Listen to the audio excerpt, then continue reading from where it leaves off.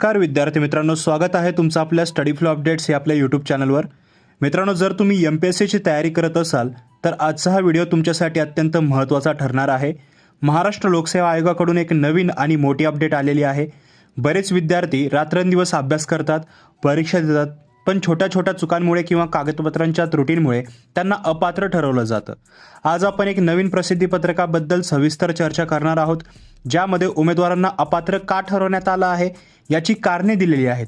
यातून आपल्याला भविष्यासाठी खूप काही शिकायला मिळणार आहे, जेणेकरून तुमच्याकडून या चुका होणार नाहीत। त्यामुळे व्हिडिओ शेवटपर्यंत पहा। चॅनलवर नवीन असाल तर सबस्क्राइब करा, बेल आयकॉनवर प्रेस करून ऑल नोटिफिकेशनवर क्लिक करा। डिस्क्रिप्शनमध्ये व्हॉट्सॲप टेलिग्राम ग्रुप आहे, जॉईन करा डेली अपडेटसाठी, किंवा डिस्क्रिप्शनच्या पहिल्या लिंकला क्लिक करून तुम्ही ऑफिशियल इन्फॉर्मेशन मराठी स्वरूपामध्ये इझिली रीड करू शकता। तर मित्रांनो, आयोगाने नुकतेच 24 ऑगस्ट 2026 रोजी एक परिपत्रक जारी केले आहे। हे परिपत्रक सहाय्यक आयुक्त पशुसंवर्धन, महाराष्ट्र पशुसंवर्धन सेवा गट अ या पदासाठी आहे। जाहिरात क्रमांकानुसार स्क्रीनिंग टेस्टचा निकाल जाहीर होण्यापूर्वी छाननी अंती काही उमेदवारांना अपात्र ठरवण्यात आलेले आहे। या उमेदवारांची ही सुधारित अपात्र यादी आहे। या यादीत एकूण 58 उमेदवार आहेत, पण आपल्यासाठी सर्वात महत्त्वाचा भाग हा आहे की या उमेदवारांना अपात्र का ठरवण्यात आलं। चला तर मग याची सविस्तर कारणं पाहूया। मित्रांनो, तुम्ही भविष्यात कोणताही फॉर्म भरताना या चुका टाळल्या पाहिजेत। आयोगाने उमेदवारांना जे आहे खालील मुख्य कारणांमुळे अपात्र ठरवलेलं आहे। पहिलं कारण आहे वयोमर्यादा। बऱ्याच उमेदवारांना जाहिरातीतील परिच्छेद 8.2 नुसार वयोमर्यादेची अट पूर्ण न केल्यामुळे अपात्र ठरवलेले आहे, म्हणजे वयाधिक झाल्यामुळे अपात्र ठरवलेलं आहे। त्यामुळे फॉर्म भरताना जाहिरातीतील वयाची अट नक्की तपासून पाहिजे। दुसरं आहे अनुभव प्रमाणपत्रातील त्रुटी, म्हणजेच एक्सपिरियन्स सर्टिफिकेट इश्यूज। या पदासाठी 5 वर्षाचा अनुभव ग्राह्य धरण्यात आला होता, पण अनेक उमेदवारांचा ग्राह्य अनुभव 5 वर्षापेक्षा कमी भरला। काही उमेदवारांनी PhD करतानाचा अनुभव दिला, जो आयोगाने अग्राह्य ठरवलेला आहे। तसेच विदाऊट पे केलेला अनुभव, इंटर्नशिप आणि ऑन जॉब गोईंग जी ट्रेनिंग असते त्यामधील अनुभव ग्राह्य धरण्यात आलेला नाही। काही जणांनी तर नियुक्तीपत्र जोडले होते, म्हणजे अपॉइंटमेंट लेटर जोडलेले होते, पण आयोगाने स्पष्ट केले आहे की नियुक्तीपत्र हे अनुभव प्रमाणपत्र म्हणून ग्राह्य धरले जात नाही।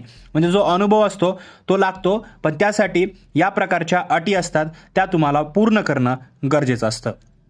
पुढं आहे EWS प्रवर्गातील चुका।